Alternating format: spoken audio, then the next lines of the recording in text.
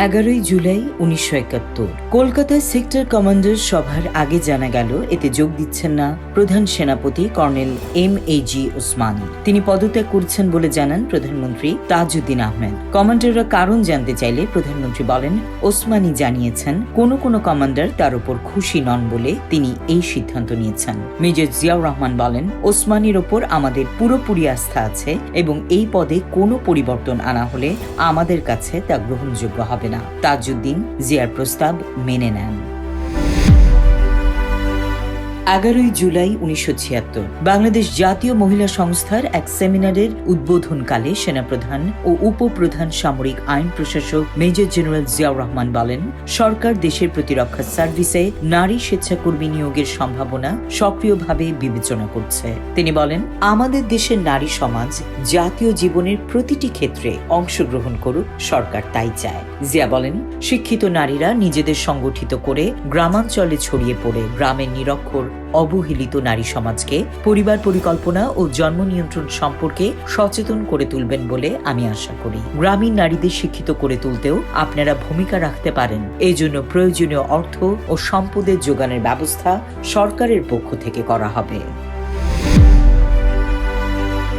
11 জুলাই 1977 বঙ্গভবনে প্রেসিডেন্ট জিয়াউর রহমানের সভাপতিত্বে অনুষ্ঠিত বৈঠকে কৃষি উপকরণ সরবরাহ নিশ্চিত ও কৃষকদের মধ্যে এসব বিতরণ সরেজমিনে যাচাইয়ের উপর জোর দিয়েছে কৃষি নীতি পরিষদ। বৈঠকে সিদ্ধান্ত নেওয়া হয় যে ইউনিয়ন পরিষদ কৃষি উপকরণ প্রাপ্তি ও বন্টন সম্পর্কিত প্রতিবেদন মহকুমা অফিসার এবং স্থানীয় সরকার ও কৃষি মন্ত্রণালয়ের কাছে প্রেরণ করবেন। কৃষি মন্ত্রণালয় তার নিজস্ব চ্যানেলের মাধ্যমে থানা পর্যায়ে পর্যন্ত সার ব্যবহারের প্রতিবেদন পাঠাবেন। সরেজমিন যাচাইয়ের পর প্রতিবেদনের দুটির মধ্যে কোনো অমিল থাকলে তা সংশোধনের জন্য দুই মন্ত্রণালয় মিলিয়ে দেখবে বলে সিদ্ধান্ত নেওয়া হয়।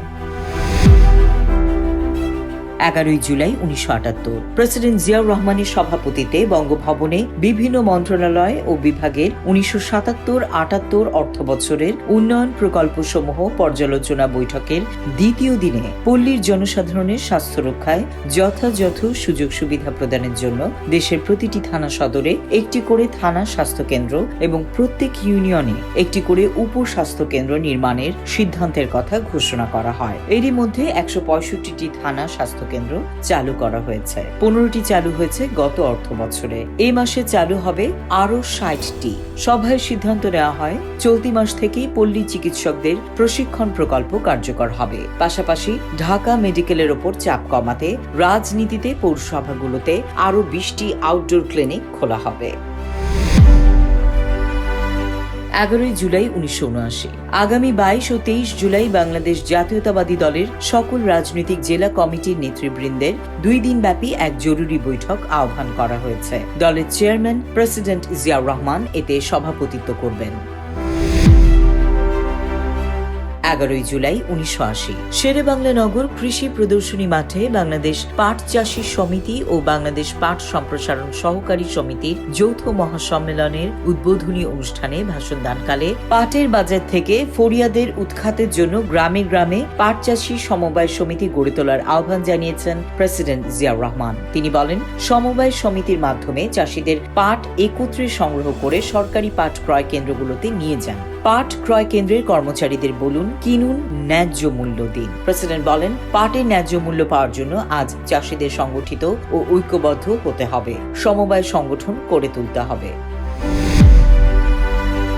11 জুলাই 1980 ইঞ্জিনিয়ার্স ইনস্টিটিউটে বাংলাদেশ সাক্ষরতা সমিতির উদ্যোগে আয়োজিত জাতীয় মহাসম্মেলনে ভাষণ দানকালে দেশব্যাপী নিরক্ষরতা দূরীকরণে শিক্ষিত ব্যক্তিদের স্বেচ্ছাশ্রমে এগিয়ে আসার আহ্বান জানিয়েছেন প্রেসিডেন্ট জিয়াউর রহমান। তিনি বলেন, নিরক্ষরতা দূর না হলে দেশের সার্বিক উন্নয়নও সম্ভব হবে না। প্রেসিডেন্ট বলেন, সবাইকে শিক্ষিত করে গড়ে তোলা আমাদের জাতীয় দায়িত্ব। তিনি বলেন, নিরক্ষর ব্যক্তি জাতীয় উন্নয়নে তার দায়িত্ব সঠিকভাবে পালন করতে পারেন না। তিনি দেশ, জাতি ও নিজে শুভাশুভ ঠিক করতে পারেন না। এই অবস্থা পরিবর্তনের জন্যই দেশব্যাপী নিরক্ষরতা দূরীকরণের অভিযান চলছে।